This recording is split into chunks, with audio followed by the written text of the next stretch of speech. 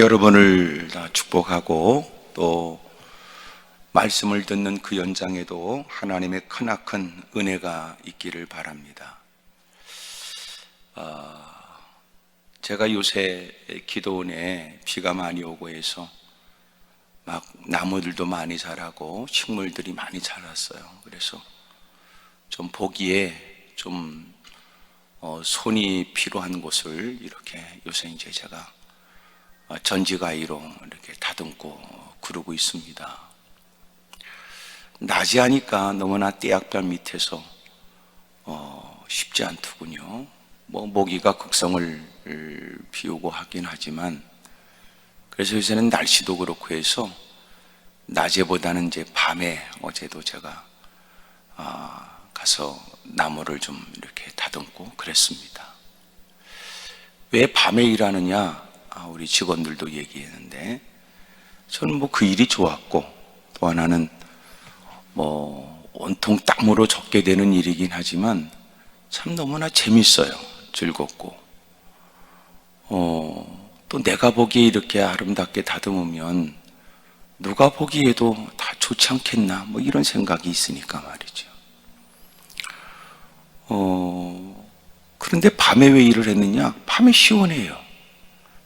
낮에 뜨거운 떼약볕 밑에서 그렇게 더위에 시달리는 것보다는 밤이 되니까 시원하고 일하기도 좋더라고요. 제가 이제 뭐 때문에 이 말을 하느냐? 여러분, 일하는 것도 적절한 시기가 있을 수 있다, 지금 그 얘기 하려고 하는 거예요.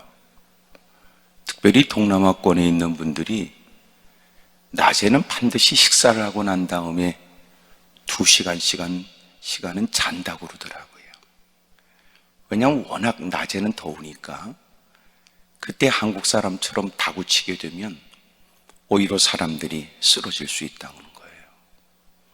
그러는 중에 낮에는 좀 쉬고 아침 일찍 일을 하거나, 아니면 해가 뉘엿뉘엿 넘어가면 또 일을 하거나, 그것이 오히려 더 현명할 수 있습니다. 모든 매사에도 시기와 때가 있단 말이에요. 우리가 잘 알고 있는 성경의 내용들이 그렇습니다. 경주하는 사람이 빠른 경주자라고 해서 선착하는 것도 아니고, 용사라고 해서 전쟁에 승리하는 것도 아니고, 지혜자라고 해서 식물을 얻는 것도 아니고, 명철자라고 해서 재물을 얻는 것도 아니고, 지식인들이 다 은총을 입는 것도 아닌데, 이는 시기와 기회는 그들 모두에게 임한다. 그게 전도서 9장 11절에 있는 말씀이에요. 사람이 뭐가 잘됐다, 그것은 하나님이 그에게 허락하신 시기와 때가 그에게 임하게 됐을 뿐이지. 우리 주변을 보세요.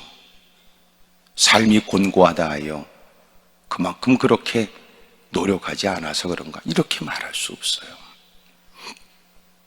왜 저 사람은 저렇게 힘겹게 살까?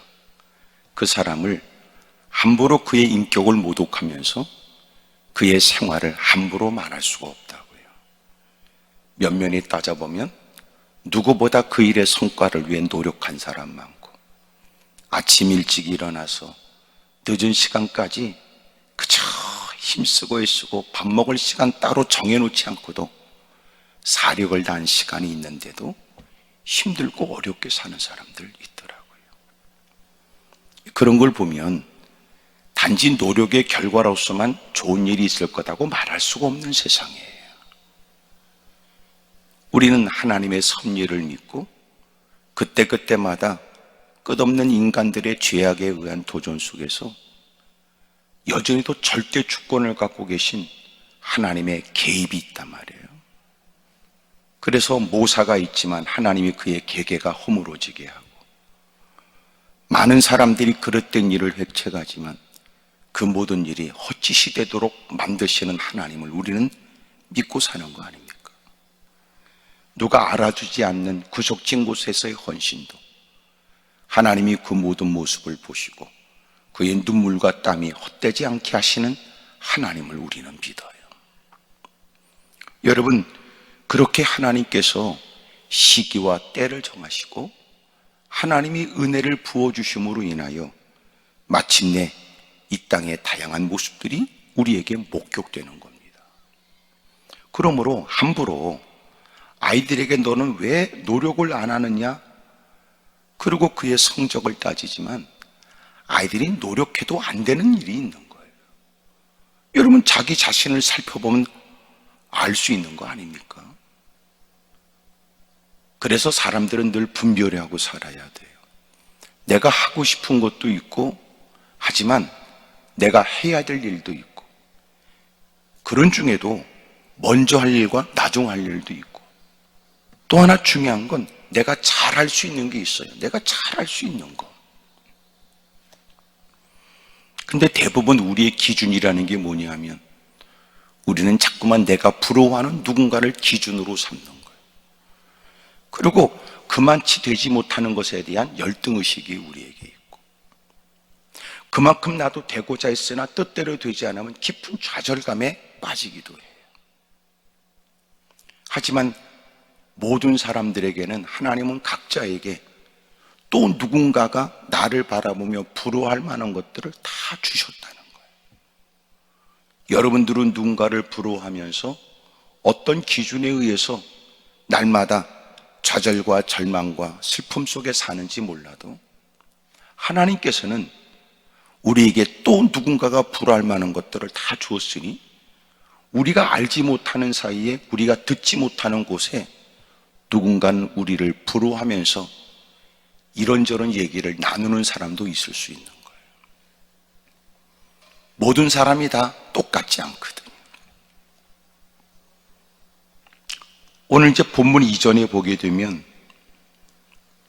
이제 하만이 등장을 해요. 사실 이제 제가 에스더서를 계속 설교하고 있기 때문에 오늘 본문도 사실은 에스더서에 관해서 이미도 설교를 접한 분들은 빠른 이해가 되지만 성경이 익숙하게 접하지 않은 사람들은 또 무슨 말인가 그럴 수도 있습니다.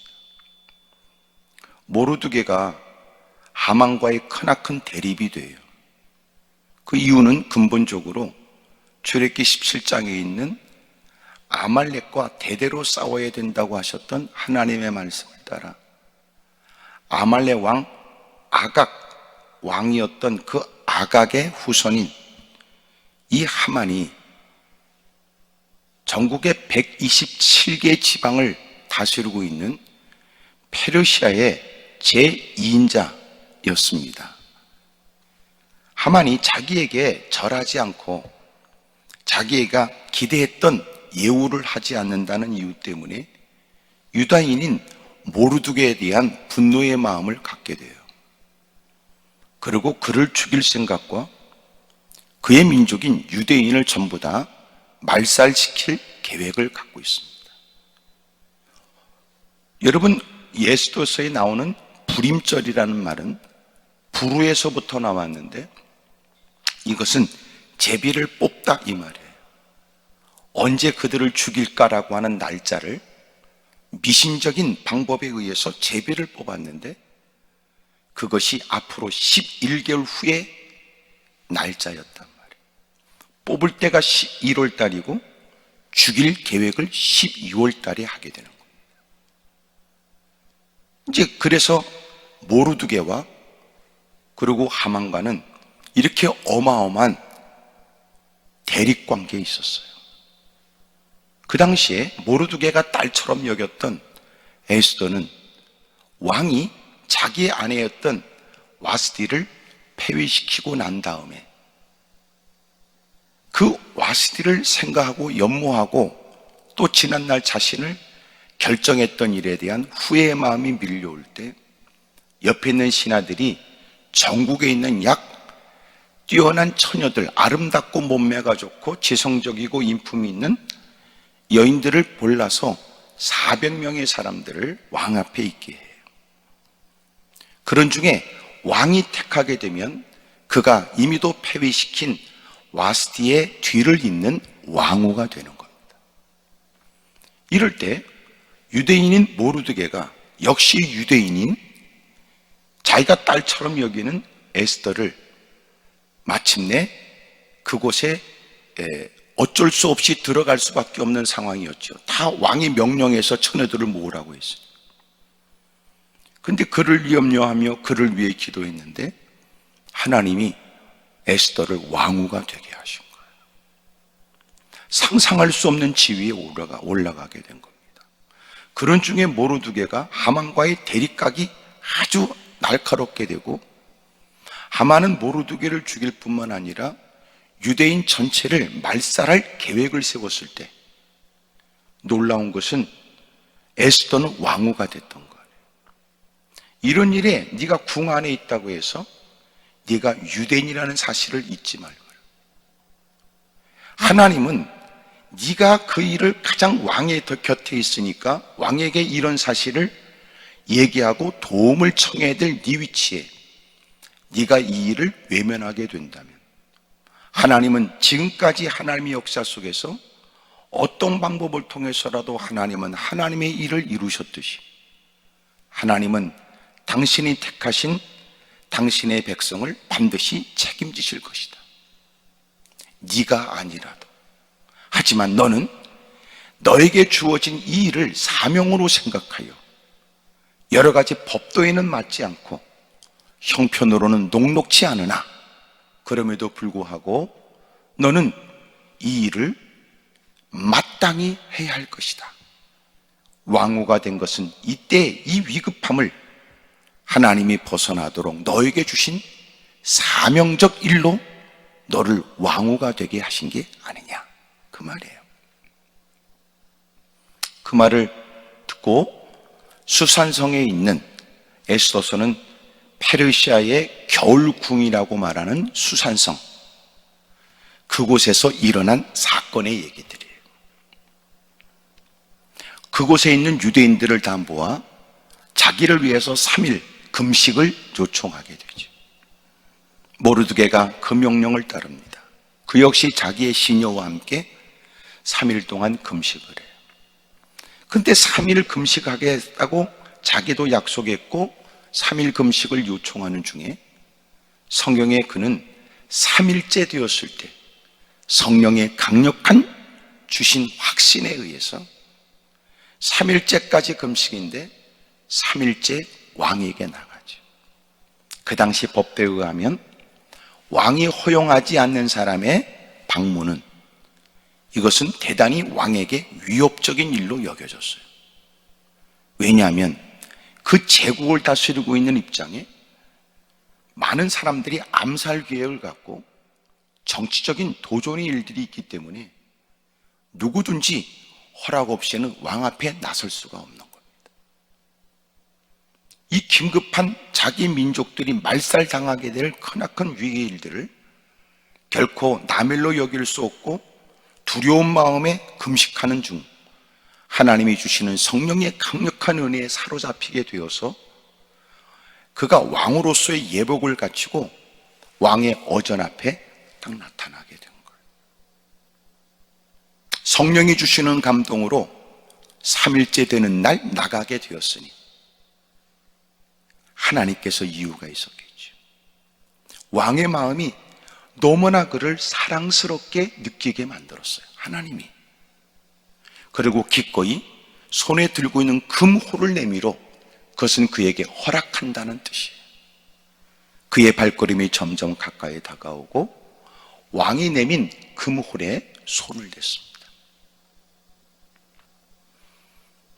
왕이 그를 너무너무 사랑스러워서 뭐라고 얘기했냐면, 너는 나에게 소원이 있거든 소원을 얘기해라. 네가 뭘 말하든지 들어줄 테고 나라의 절반이라도 너에게 주겠다 그래요. 그가 요청한 바는 자신의 민족이 전부 다 말살당한다는 문제 때문에 금식하고 나서게 됐지만 그는 현명하고 지혜로웠어요. 하나님이 나서게 하시는 용기는 좋지만 또 하나님이 적절한 때에 필요한 말을 할 수 있는 때를 또 기다린 거예요. 잔치에 참석해 주십시오. 우리에게는 하나님께 엎드려 기도해. 내가 죽으면 죽으리라. 나가면 나는 죽어요. 법도에 의해서요.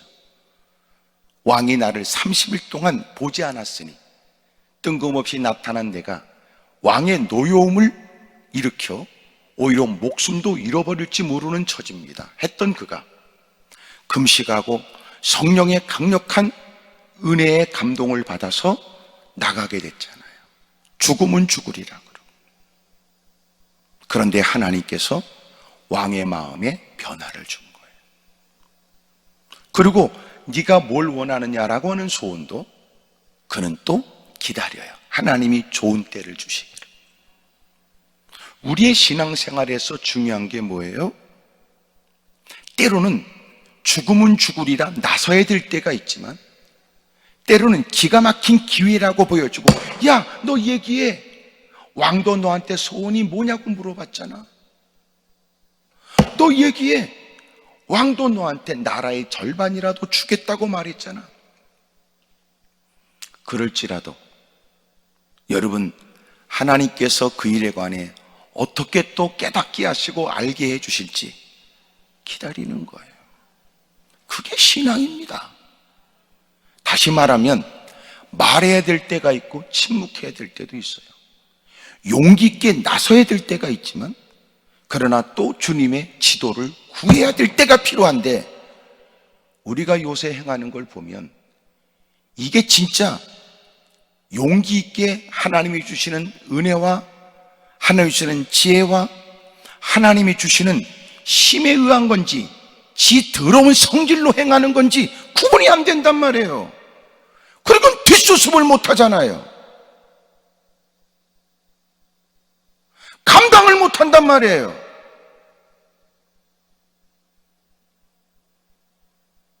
지금 여러분, 우리가 예배 때문에 촉발된 일처럼 여겨졌다가 이제는 국민들하고 기독교가 지금 싸우는 겁니다. 이 더러운 이런 형편이 어떻게 일어났냔 말이에요.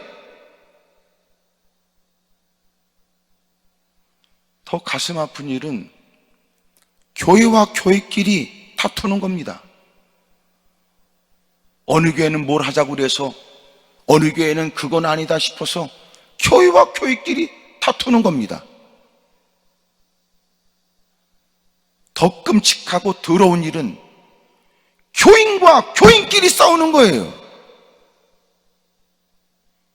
이런 미친 작당을 누가 합니까?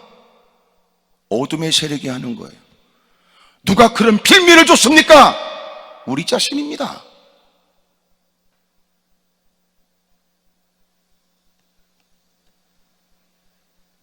나서야 될 때에 나서면, 나서야 될 적절한 때에 나서게 되면 나서는 일이 모든 사람들에게 공감을 일으키게 되지만, 때를 잘못 택하게 되면 오히려 그것은 비난받을 일이 돼요. 옳은 시도인데 말입니다. 언제나 우리는 잊으면 안 돼요. 믿지 않는 사람들을 영혼을 구원해야 될 우리의 사명을. 오히려 놀라운 건 나는 너희들을 위해서 그래 라고 얘기했는데 그들은 뭐라고 생각하냐면 위협적인 일로 생각한다니까. 불행한 일 아닙니까?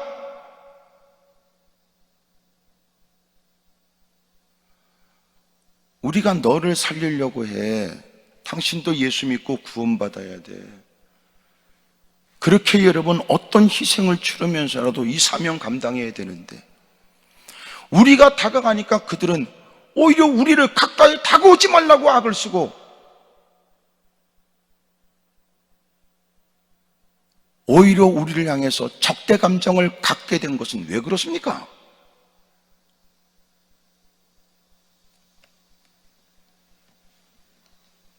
한국교회는 한때 부흥을 외치다가 여러 가지 많은 기복신앙이라든지 은사주의에서 문제가 야기되자 교회는 건강한 교회가 되어야 된다라고 외쳤습니다.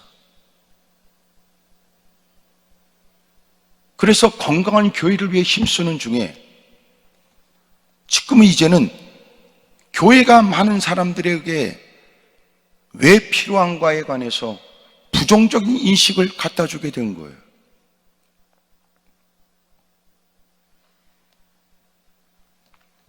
죽으면 죽으리라 나서야 될 길이 있지만 때로는 왕이 그에게 주는 기회를 선뜻 얘기 안 합니다.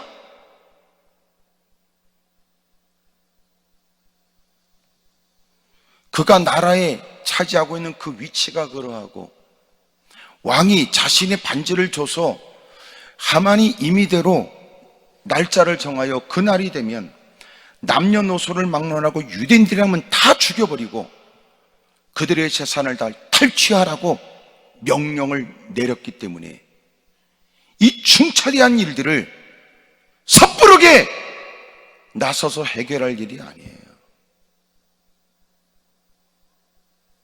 왕이 그를 사랑하는 눈빛으로 뭘 원하느냐고 물어볼 때도 단지 그저 자기가 준비한 잔치에 참석해 달라고만 요청을 했습니다. 지혜가 뭡니까? 지혜가 분별하는 거예요. 분별. 이게 나서야 될 때인지 아니면 더 적절한 날짜를 더 기다려야 될 때인지. 여러분, 신앙의 최고의 덕목이 뭔지 압니까? 인내입니다. 인내.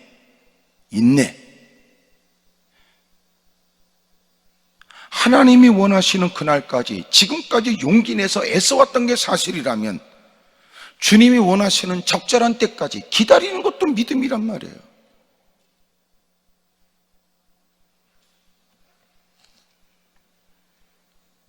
분별함이 없는 듯한 모습은 너무나 슬프지요.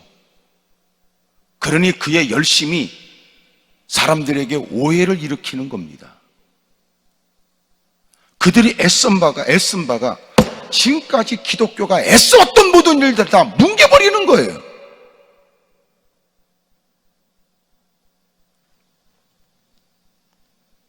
아직은 끝난 게 아닌데도 왜 끝난 것처럼 사세요?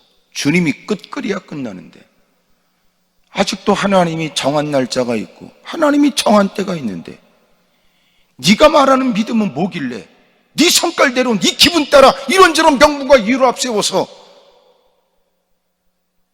그것이 믿음에 의한 용기인지 더러운 성질인지 그것이 신앙인지 아니면 정치적인 야망인지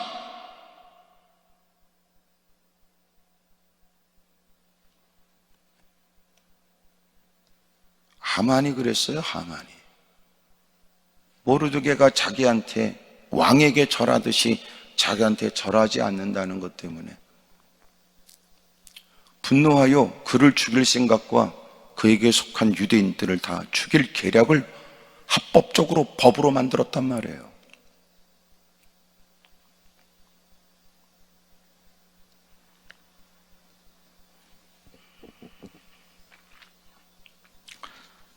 여러분, 못된 무리들이 그렇게 해요. 자기의 개인적 감정을 가지고 엉뚱한 프레임에다가 모든 걸 집어넣고는 자기의 개인적 감정을 숨긴 채 결국은 유대인들을 다 죽여버릴 생각을 하는 거죠. 이런 계략과 맞서는 일에는 권력 갖고 될 일이 아닙니다. 왜냐하면 하만은 왕의 총애를 받고 있으며 페르시아 제국의 제2인자니까. 하나님으로 풀려고 한다면 하나님이 주는 성령의 은혜와 함께 하나님의 역사를 믿어 하나님의 때를 기다리는 것도 필요하잖아요.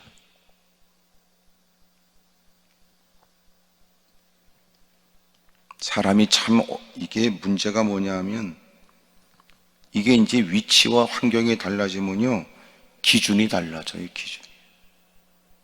기준이 달라져요. 어렵고 힘들 때는 등받이 없는 둥그런 의자에도 앉아서 그저 여러분 국밥이라도 배 든든히 먹을 수 있는 거를 만족스럽게 여겼는데 시장통에서 긴 나무 의자에 걸터 앉아서 여러분 순대라도 이쑤시개로 찍어 먹어가면서라도 낄낄거렸는데 환경과 형편, 위치가 달라지면 지도 그런 자리에 앉아서 만족스럽게 먹었던 한때를 기억하지 않고 그런 누추한 곳에 누가 가냐고 곧다고 얘기한단 말이에요. 그래서 진짜 믿음이 뭔지 아세요? 많은 사람의 지지와 관계없고 무사람의 부러워하는 지위와 관계없고 마음껏 할 수 있는 여력, 물질이 많고 적은과 관계없어요. 믿음은 언제나 끊임없는 바른 기준이 존재하는 거예요. 그게 믿음이에요. 하나님은 회전하는 그림자가 없지요. 낮이고 밤이고 똑같으세요. 밤에도 우리의 입술에 귀를 기울이고 낮에도 주님이 우리를 주목하며 우리의 간구를 외면하지 않아요. 여러분, 믿음은 뭐예요? 변함이 없어야 믿음이에요. 근데 믿음이라고 말했는데 날마다 달라져요. 그건 믿음이 아니고 네 스스로의 신념이거나 네 스스로의 감정이에요. 근데 그걸 자꾸 믿음이라고 믿고 싶어 하는 거예요, 본인이.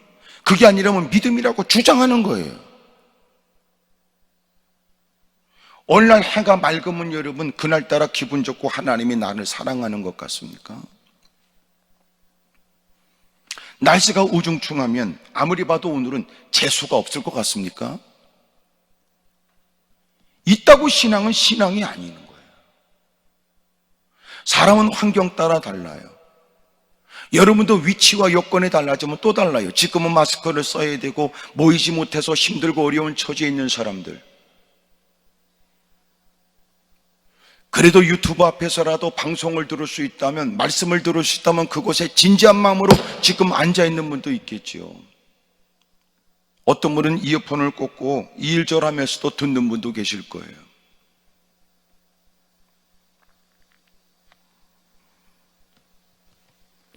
위치와 환경이 달라지면 달라져요. 기준이 달라져요. 먹는 게 기준이 달라지잖아. 입는 게 기준이 달라지지요. 어울리는 사람도 달라져요.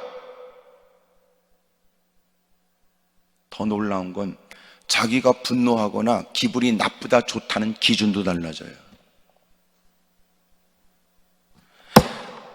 과거에 별 볼 일 없을 때는 같이 스스럼 없이 어울렸던 사람인데 오늘은 내가 위치가 달라지면 옛날 그 사람들이 지난 날을 기억하고 내게 친근하게 다가오는 게 싫은 거예요.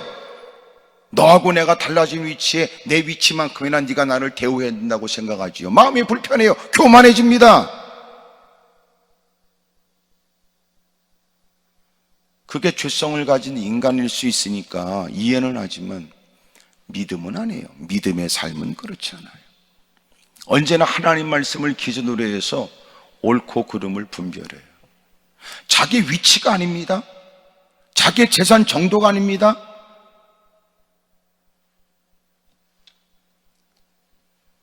에스더를 보게 되면 하만이나 서로 왕이거나 사람들을 보게 되면 이 기준이 전부 다 형편 따라, 여건 따라, 환경 따라 여러분 다 바꿔진다는 걸 느끼게 돼요. 에스더가 죽으면 죽으리라 고백하는 것처럼 모르드게가 결코 나는 유대인입니다 라고 고백하는 것처럼 언제나 하나님 말씀의 절대 기준에 의해서 자기가 누구라는 사실을 잊지 않고 또렷하게 고백하고 그렇게 하나님의 뜻대로 산다는 거 아무나 할 수 있는 건 아니죠. 하만이 왕에게 부탁했던 에스더가 당신이 사랑하는 제인자인 하만과 더불어 두 분이 꼭 참석해 주십시오. 그래서 잔치에 참석을 하고 나서 첫날 잔치를 참석했는데 야 이제는 나한테 소원을 얘기해봐. 그랬더니 그저 제가 내일은 말씀을 드릴게요. 저기 내일 밤에 한 번 더 제 잔치에 참석해 주세요. 하나님의 때를 기다리는 거예요. 그래서 왕과 하만이 잔치에 잘 대접을 받고 기분 좋게 그날 잔치를 마치고 집에 들어온 다음의 일이 5장 9절부터 있는 14절까지의 내용이 하만에 대한 내용이라. 9절, 그날 하만이 마음이 기뻐 즐거이 나오더니 그랬어요. 즐거이 나오더니 너무너무 좋았어요. 즐거웠어요. 그러는데 모르드게가 여전히 자기한테 절을 안 해요. 매우 화가 났어요. 지금 여러분 자기를 죽이겠다고 그랬고 자기 때문에 여러분 유대 민족들을 다 죽이겠다고 명령을 내린 하만 앞에 무슨 마음으로 여러분 절을 합니까? 이미도 하나님 말씀 따라 나는 당신에게 그렇게 절할 수가 없습니다. 하나님이 금하신 일이니까.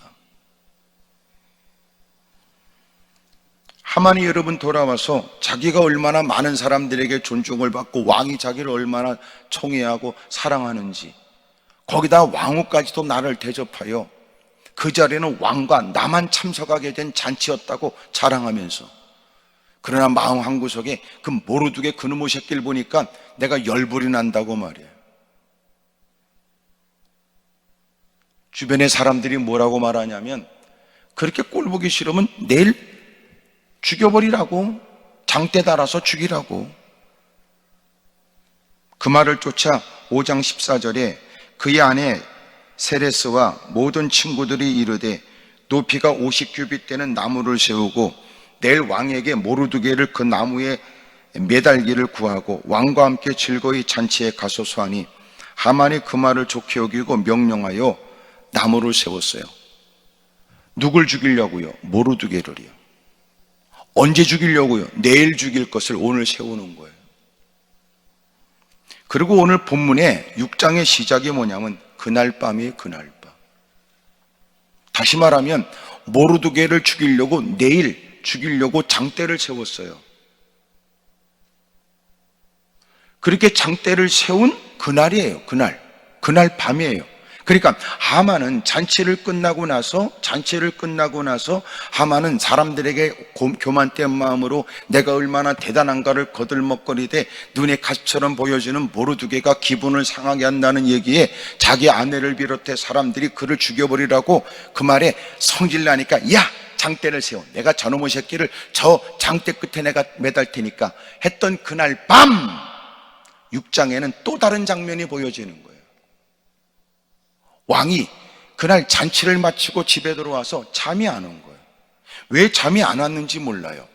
그렇게 자기가 사랑스럽게 여기는 에스더는 나라의 절반까지 주겠다고 하지만 왜 그는 나에게 자기의 소원을 얘기하지 않을까? 위험을 무릅쓰고 법도에 걸맞지 않아 자칫하면 죽임을 당할 수 있는 그 일을 서슴없이 내게 허락도 없이 다가와. 무슨 연유가 있는 건 분명한데도 왜 얘기를 안 하고 잔치만 벌였을까? 내일 다시 또 잔치를 벌이겠다고 초청한 건 왜 그럴까? 뭐 때문에 그럴까? 별 생각을 다 했을 거예요. 추정해보건대 자기가 폐위시켰던 와스디를 생각하면서 만약 에스더에게도 무슨 일이 생긴다면 별 생각을 다 했겠지요. 뭐 때문에 그렇게 사랑스럽고 순종적인 그 아내에게 무슨 일이 있을까? 왜 말을 주저할까? 그날 밤 잠이 오지 않아요. 잠이 오지 않는 그가 6장 1절에 명령하여 역대기를 가져다가 역대일기를 가져다가 자기 앞에서 읽혔어요. 야, 잠이 오지 않으니까 너는 가서 그 기록된 것을 좀 갖고 와봐. 내가 지금 왕으로서 지냈던 시간들 어떻게 지금까지 되어졌는지 그걸 좀 읽어봐. 그래서 자기가 지금까지 왕이 되고 난 다음에 일들을 얘기하는데 그때 무슨 일이 있었느냐. 모르드게가 내시 중에 두 사람이 왕을 암살하려고 하는 계략을 고발했던 거예요. 잘 들어보세요. 그날 똑같은 날 밤 하만은 모르드게가 꼴보기 싫어서 그를 죽이겠다고 그를 죽일 장대를 준비하는 그날 밤 왕은 그날 밤 잠이 안 와서 지금까지 내가 나라를 다스리는 중에 야, 좀 역대 일기를 좀 읽어봐봐라. 지난날에 어떤 일이 있었는가. 보니까 모르드게가 왕의 목숨을 건진 기록된 사실을 읽게 된 거예요. 듣게 된 거예요. 왕이 물었습니다. 야, 내가 그에게 무슨 존귀와 관작을 모르드게에게 베풀었느냐? 모르드게가 왕이 죽음을 면하도록, 암살을 면하도록 위험을 무릅쓰고, 왜냐하면 그런 암살에는 배후들이 있기 마련이니까, 배후가 있으니까. 야, 그런데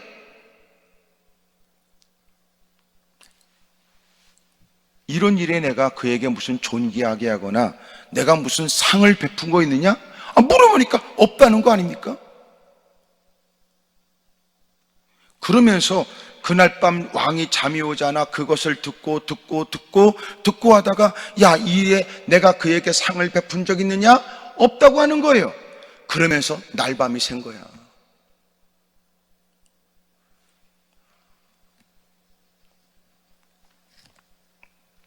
왕이 말했습니다. 누가 뜰에 있느냐? 아침이 된 거예요. 누가 뜰에 있느냐? 4절. 마침내 하만이 그곳에 왔어요. 왕에게. 왜 하만이 왔어요? 4절. 자기가 세운 나무에 모르드게 달기를 왕께 구하고자 하여 왕궁 바깥들에 이른 거예요.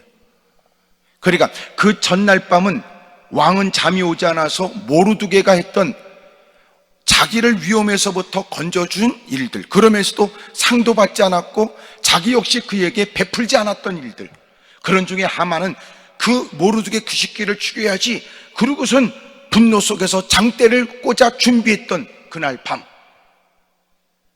어쨌든 지난 밤 똑같은 밤을 보내고 아침에 하만은 일찍이 꼴 사나운 그 인간을 나무에 달겠다고 아침 일찍 왕에게 다가간 겁니다. 그런데 왕은 그날 밤 하루 한잠도 못 자고 역대 일기를 듣다가 마침내 모르드게에게 자기가 이렇게 큰 도움을 받았는데 왕으로서 마땅히 그에게 관작을 주거나 뭘 해주지 않았다는 것이 얼마나 부끄럽게 느껴지는지, 이른 아침이 되어서 야, 밖에 누가 있느냐? 그랬더니 신하가 말하길, 예, 여기 지금 하만이 아침 일찍이 들어왔습니다. 아, 그래? 빨리 들어와라. 5절. 측근 신하들이 이르되 하만이 뜰에 섰나이다 하니 왕이 이르되 들어오게 하라. 6절. 하만이 들어오거늘 왕이 그에게 물었습니다. 여보게, 왕이 말이야 정말 존귀하게 하고자 하는 사람, 정말 잘 해줘야 될 사람이 있는데 그 사람을 어떻게 하면 정말 존귀하게 하고 얼마나 내가 잘 대해줬는지를 사람들에게 드러낼 수 있을까? 우리는 지금 성경을 보면서 이건 모르드게를 높이려고 하는 것이다, 우리는 알지만 이 하만은 모릅니다. 등신 같은 인간이. 이 하만은 스스로 생각하기를 왕이 존귀하게 하기를 원하는 자는 나밖에 더 있겠소. 참나, 이 하만은 교만함이 끝이 없는 데다가 자기 착각도 유분수지. 존귀하게 할 사람이 자기밖에 없다고 생각했어요. 자기 꾀에 자기가 넘어갑니다. 이렇게 했어요. 7절. 왕께 아뢰되 왕께서 사람을 존귀하게 하시려면, 이것은 자기가 말하는 건 누굴 전제로 해요? 자기를 전제로 하는 거예요. 왕이 존귀하게 하려고 하는 사람이 나밖에 더 있겠어? 그러니 모른 척하면서 내가 만약 왕이 뭘 해주길 원한다면 나의 일이 아닌 것처럼 하면서 내가 뻔때게 한번 뜯어먹어야 되겠다, 이런 마음이에요. 왜냐하면 존귀하게 할 자는 자기밖에 없다는 착각에 빠졌으니까. 8절에 이렇게 얘기했습니다. 왕께서 입으시는 왕복과 왕께서 타시는 말과 머리에 쓰시는 왕관을 가져다가, 지금 이 하만은 무슨 짓을 하고 싶어요? 은근히 그 마음속에는 왕의 제2인자다, 나라의 2인자다, 이게 못마땅해요. 할 수 있거든 왕짓을 해보고 싶은 거예요. 그러면서도 존귀하게 하고자 하는 자가 왕은 하만에게 말하지 않고 내가 그러고 싶은 사람이 있다는 것을 그 사람은 자기라고 자기 착각에 빠졌어요. 그리고는 자기가 평상시 할 수 있는 최고의 것, 나라의 3분의 2나 되는 1년의 수입의 3분의 2가 되는 1만 달란트를 국고에 집어넣겠다고 했던 하만의 재산 정도는 이루다 말할 수 없다. 그러니 그가 원하는 게 뭐가 있겠어요? 왕이 입으시는 왕복과 왕께서 타시는 말과 머리에 쓰시는 왕관을 가져다가 그 왕복과 말을 왕의 신하 중 가장 존귀한 자 손에 맡겨서 왕이 존귀하게 하시기를 원하시는 사람에게 옷을 입히고 말을 태워서 성중 거리로 다니며 그 앞에서 반포하여 이르기를 왕이 존귀하게 하기를 원하는 사람에게는 이같이 할 것이라 하게 하소서. 그런 거예요. 그러자 10절, 이에 왕이 하만에게 이르되 너는 네가 말한 대로 속히 왕복과 말을 가져다가 대궐문에 앉아있는 유다 사람 모르드게에게 행하되 무릇 내가 말한 것에 조금도 빠짐이 없이 그렇게 해라 그랬습니다. 야, 통쾌하게 느껴지잖아요. 통쾌하게 느껴지지 않습니까? 그날이 어떤 날인데요? 지금 자기가 말한 대로 왕복을 입혀 왕이 타는 말에 태워 왕관을 씌우고 성중에 그가 그 말 고삐를 붙들고 다니면서 여봐라, 이렇게 왕이 존귀하게 하는 자는 이렇게 왕이 대접하신다, 그렇게 외치고 다녔습니다.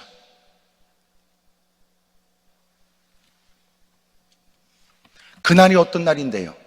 자기가 지금 왕복을 입혀 왕의 말에 태우고 왕관을 씌워서 자기가 끌고 가면서 소리를 높여 그를 존귀하게 했던 그 모르드게를 장대 끝에 달 그날입니다.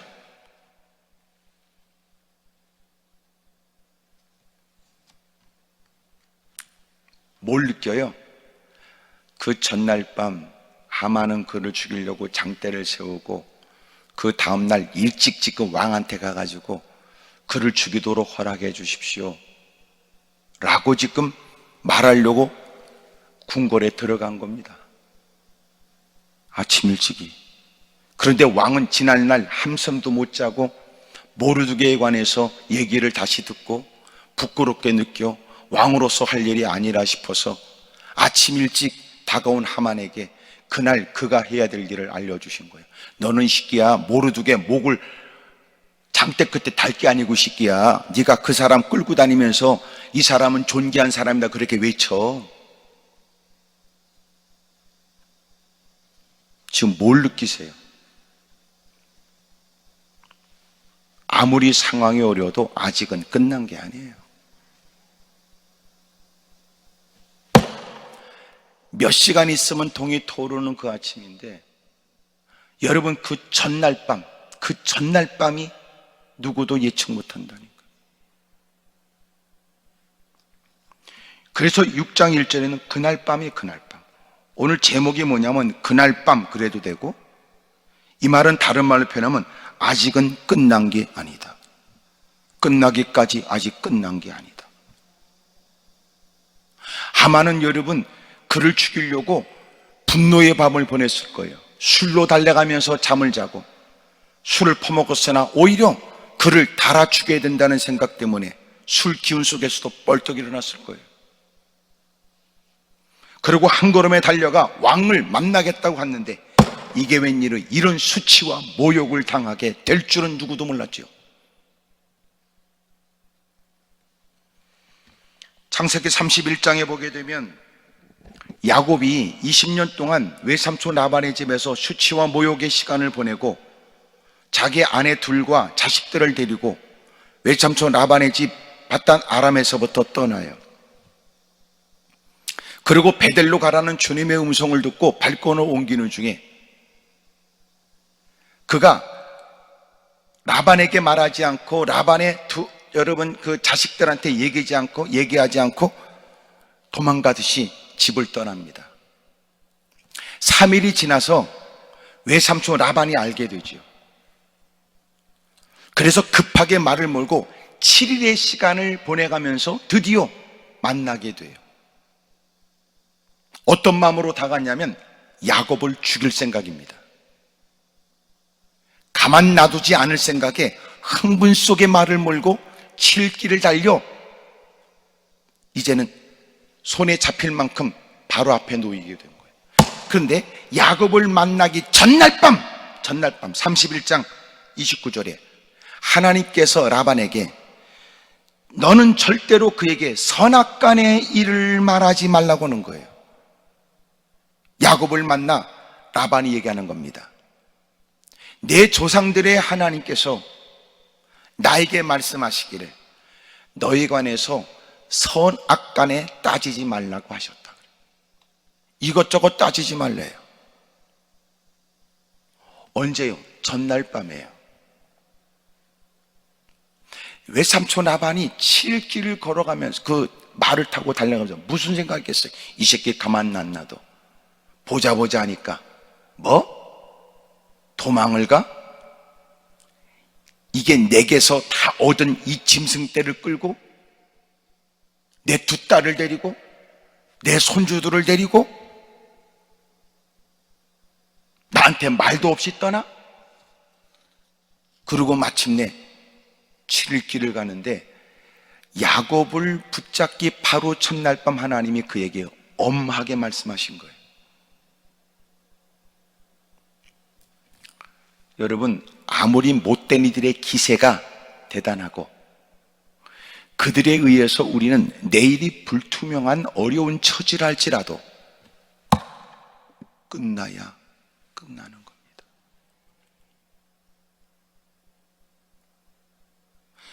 정황을 볼 때는 희망이 없고 상황을 볼 때는 방법이 없는 것처럼 보여지지만 놀라운 건 시작과 끝은 주님이 결정하는 거예요. 아직도 문장이 끝나지 않았는데 더 기록해야 될 공책을 덮을 필요 없어. 지금까지 보게 되면 전개된 내용을 볼 때는 희망이 없어요. 지금까지의 상황을 보면 더 이상은 뾰족한 수가 없어요. 더 이상 얘기하게 되면 말도 안 된다고 사람들은 얘기할 거예요. 야! 말도 안 되는 일을 주님은 이미도 행하셨지. 말씀으로 천지를 창조하셨으니까. 하나님의 말도 안 되는 일을 이미 행하셨지. 너 같은 것을 하나님의 자녀로 삼아줬으니까. 하나님은 이미도 말도 안 되시는 일들을 이미도 우리에게 허락해 주셨지. 오늘 우리가 누리고 있는 모든 것들이 어찌 지금까지 일들이 네 수고에 대한 결과며 이것이 노력에 대한 열매라고 말할 수 있겠느냐? 이 모든 것들은 하나님의 말도 안 되는 하나님의 사랑 때문에 일어난 일들이죠. 제가 어제도 얘기한 거예요. 하나님의 사랑이 우리의 미래예요.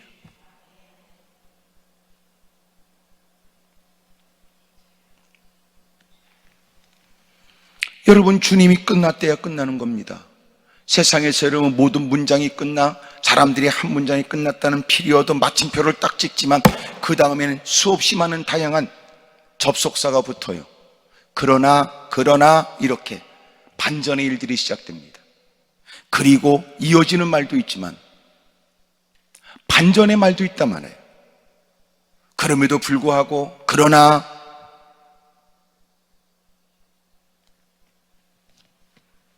그런데 주님이 끝이라고 해야 끝입니다. 사도행전 12장을 보게 되면 헤로드 왕이 야고보를 죽이고 난 다음에 많은 유대인들이 환호하고 좋아한다는 사실을 알고 드디어 그 헤로드 왕이 베드로도 죽일 생각을 해요.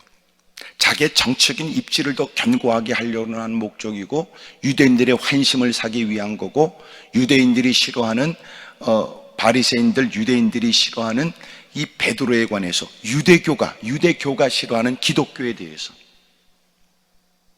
유대인들이 싫어하는 이 베드로에 관해서 그를 잡아다가 야고보처럼 죽일 생각을 했습니다. 옥에 가뒀습니다. 성경에 보니까 사도행 12장 6절에 하나님께서는 전날 밤 그에게 놀라운 일을 나타내 주시지요. 그는 두 군인 사이에 있었어요. 두 쇠사슬에 묶여 있어요. 그리고 문은 감옥문과 밖에 쇠문까지 두 개의 문이 있어요. 마침내 그를 끄집어내서 야고보를 죽인 것처럼 그를 죽이려고 하는 전날 밤입니다. 전날 밤. 교인들은 여러분 엎드려 기도하고 있어요. 열심히 기도하고 있었지요. 뭐 때문에 기도했을까요? 함부로 우리가 추정하기가 쉽지 않지만 확실한 건 베드로가 하나님의 기적 같은 은혜로 나와서 그 문을 두드릴 때 누구도 베드로가 나올 거라고 상상하지 못했으며, 문을 열어달라는 베드로 얘기를 듣게 된 여러분 여자아이가 지금 베드로 목사님이 문 앞에 왔어요 라고 하는 얘기를 누구도 듣지 않았으며, 오히려 이것은 말도 안 되는 일로 미친 일이라고 얘기했습니다.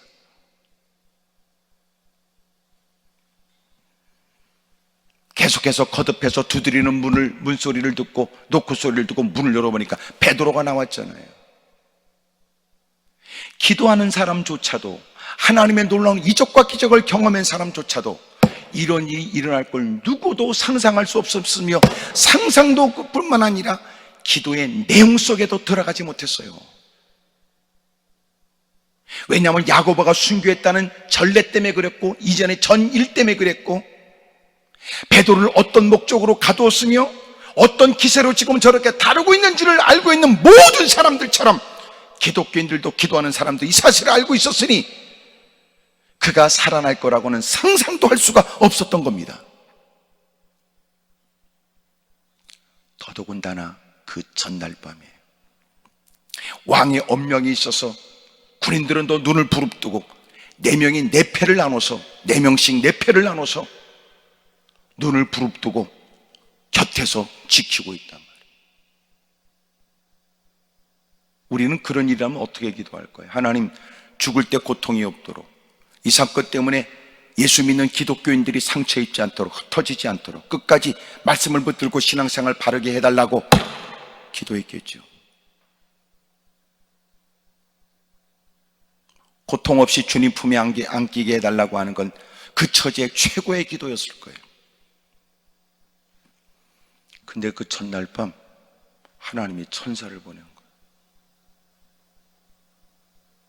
거예요. 라이언 일병구하기처럼 그렇게 어렵지도 않았어요. 어떤 희생도 없어요. 와, 놀라운 것은 천사가 나타나 그의 묶인 것들은 다 끌어지고, 옆구리를 쳐 그를 깨워 옷을 입고 띠를 띠게 하고, 옆에 군인들은 눈을 부릅뜨고 있으나 듣지도 보지도 못하고, 앞에 문은 열리고 쇠문도 열려 밖에 나오기까지, 이것은 베드로조차도 숱한 기적을 경험했으나 이것은 환상에 불과하다고 여겼는데,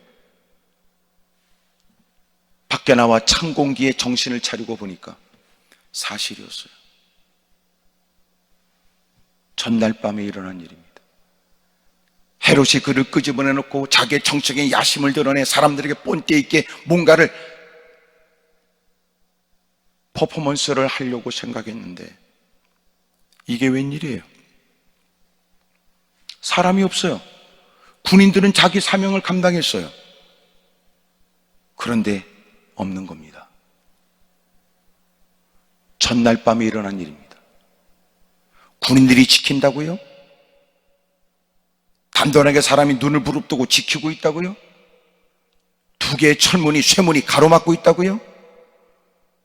이미도 곁에서 꼼짝하지 못하는 저지에 착고에 치여 있다고요? 쇠사슬에 묶여 있다고요?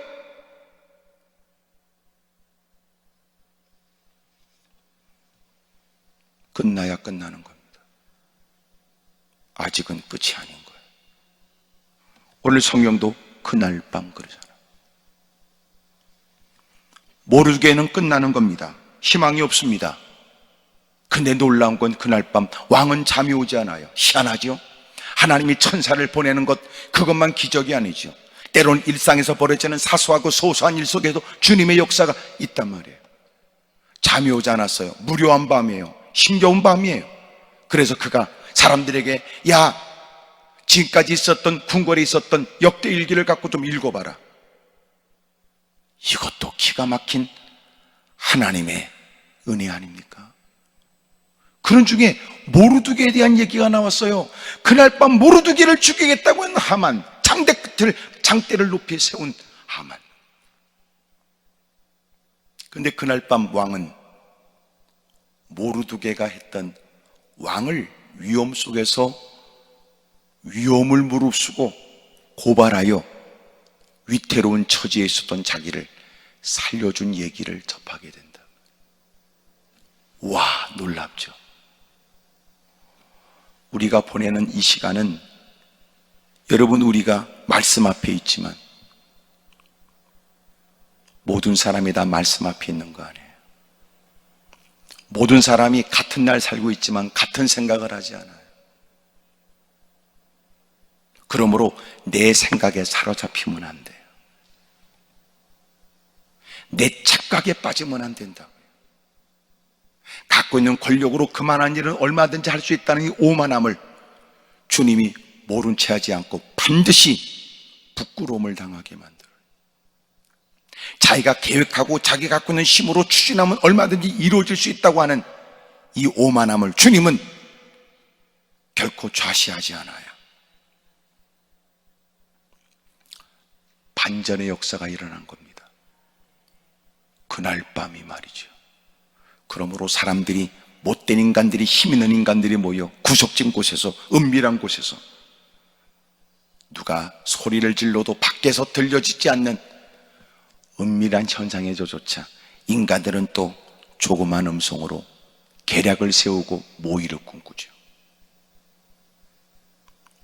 그곳에서도 주님은 들으신단 말이에요. 그리고 결코 주님은 그들의 계략이 이루어지지 않도록 개입하세요. 같은 날 밤 전혀 다른 일이 나타나집니다. 잊지 마세요. 우리의 귀에 들려지는 것이 섬뜩한 얘기고, 여러분 떠도는 많은 얘기가 우리를 위축시키지만, 이럴 때일수록 우리가 힘써질 것은 더 하나님께 시선을 두고 주님의 음성을 더 크게 들어야 된단 말이에요. 보세요. 여러분, 그렇게 세상에 여러분 막 무슨 서로가 자기가 하는 얘기는 다 진짜 얘기고 자기 아닌 남의 얘기는 전부 다 가짜 뉴스더라고, 전부 다. 그럴 때 세상이 잠잠해지는 게 뭔가 보세요. 어마어마한 폭우 속에 어마어마한 천둥번개에 인간들은 내뱉는 말이 사라져버려요.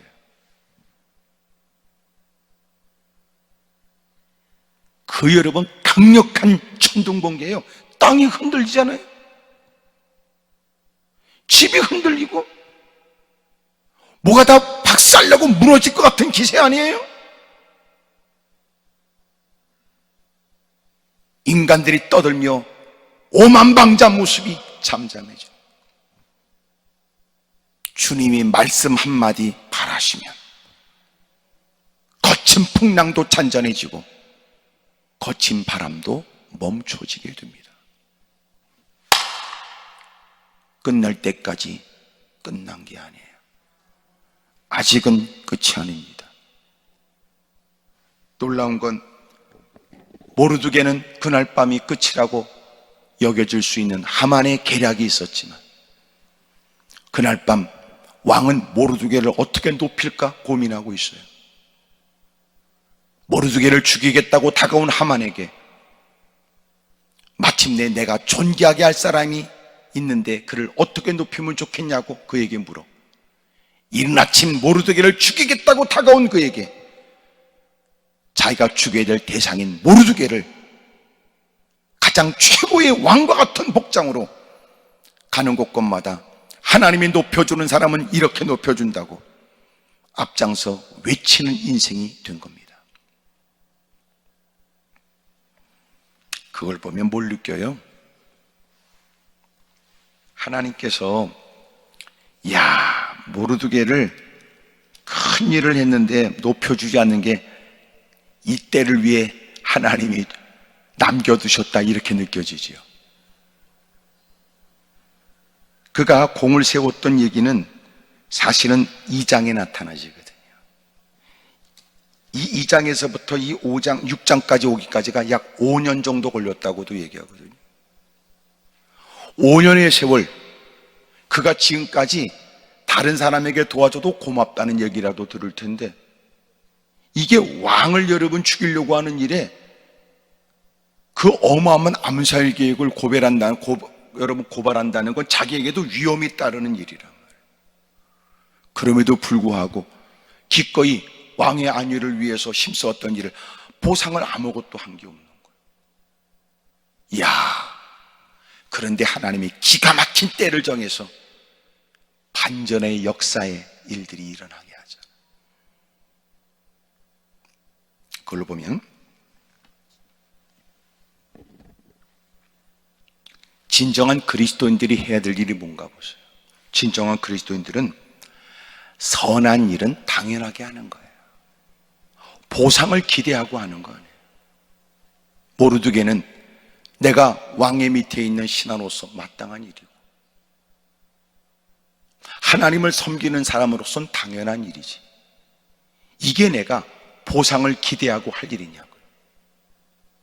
간혹 TV에 보여주는 선한 일을 행한 사람들에 대한 얘기가 나와요. 리포터가 가서 묻지요. 이건 누구라도 그랬을 겁니다. 누구라도.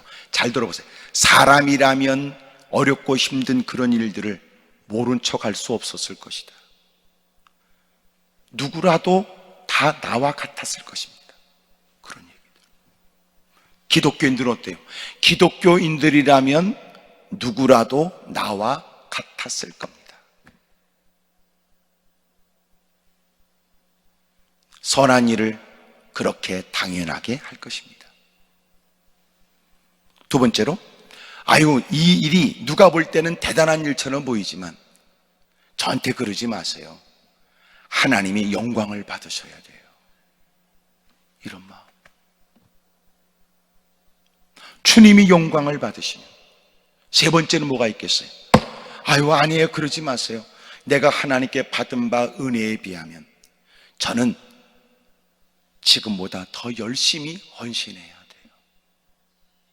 이게 진정한 그리스도인이죠.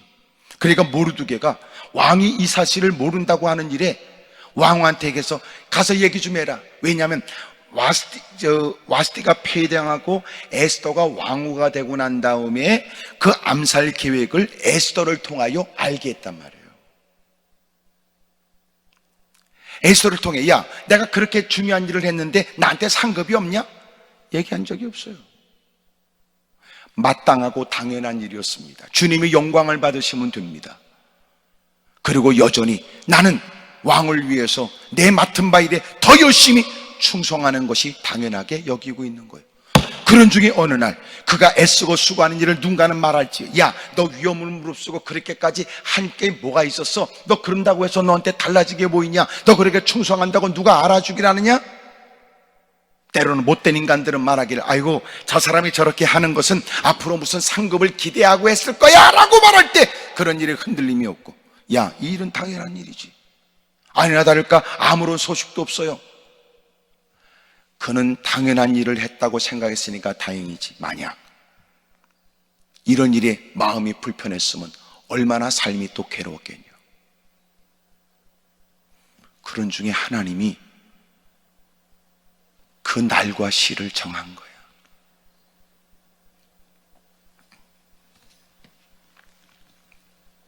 잠언서 11장 18절, 악인의 삭은 허무하되 공의를 뿌린 자의 상은 확실하니라. 확실하니라. 잠언서 22장 4절, 겸손과 여호와를 경외하며 보면 재물과 영광과 생명이니라. 하나님이 놀라운 은혜와 은총을 마침내 베풀어 주신 거예요. 이 땅에 누가 안 알아준다고 해서 절망할 거 없다. 하늘에 상급이 있으니까. 하지만 너가 이 땅에 주님을 따르면서 너희가 재물과 모든 것들을 다 버리게 되면 하나님은 현세에서도 100배나 되는 복을 주고, 때로는 핍박과 고난도 없지 않아 있겠으나 더더군다나 천국을 얻지 못할 사람도 없다. 사랑하는 여러분, 이런 하나님의 각별한 은혜가 저와 여러분들에게 있기를 주의 이름으로 축복합니다. 사랑하는 여러분, 아직은 끝난 게 아니에요. 지금까지 흘렸던 눈물은 마침내 아름다운 열매가 될 겁니다. 부르짖는 기도는 우리의 손에 잡혀지는 열매가 있을 거예요. 애써왔던 사력을 다한 시간들은 많은 사람들이 누구도 부정할 수 없는 놀라운 일로 나타나지게 될 것입니다. 하나님 말씀은 들려지기만 하지 않아요? 하나님 말씀은 보여진단 말이에요.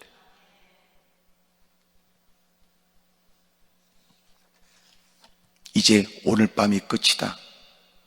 그래도 아직은 끝난 게 아니에요.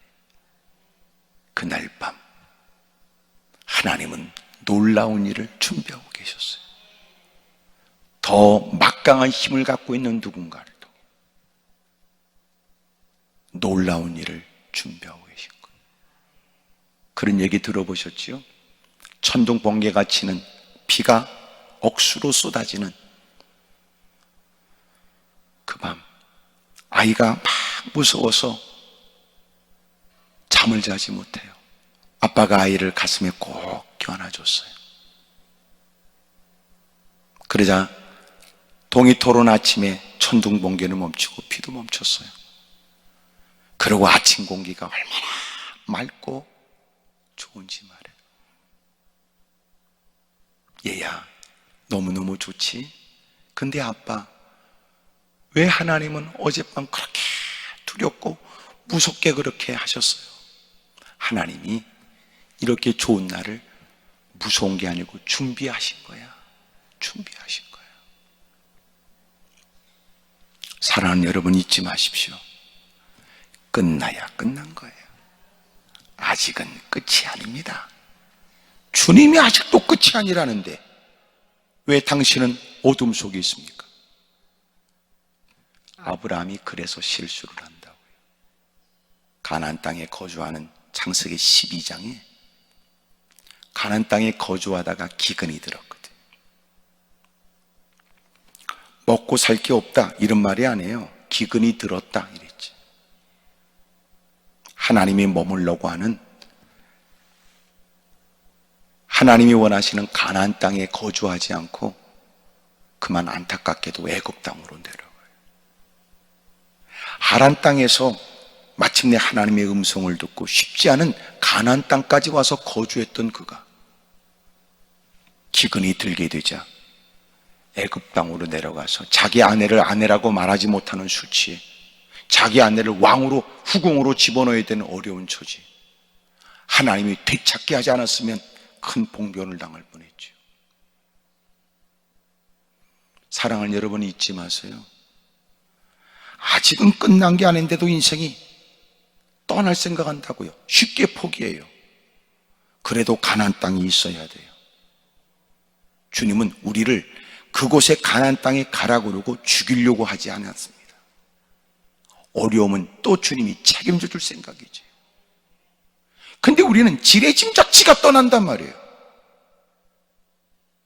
지레짐작 자기가 포기해요. 그리고 지도 부끄러운 걸 아는지 핑계와 이유를 댄단 말이에요. 사랑하는 여러분, 주님이 끝! 그럴 때까지는 끝이 아닙니다. 근데 우리가 끝낸단 말이에요. 여러분, 말씀을 듣고 있는 그 현장에서도 여러분도 고백하셔야 돼요. 주님이 끝이라고 말하기 전에 나는 끝이라고 말하지 않을 것이다. 주님이 끝이라고 말하지 않을 때 사람들이 끝이라고 하는 말에 휘둘리지 않을 것이다. 주님이 끝이라고 말해야 비로소 끝이에요.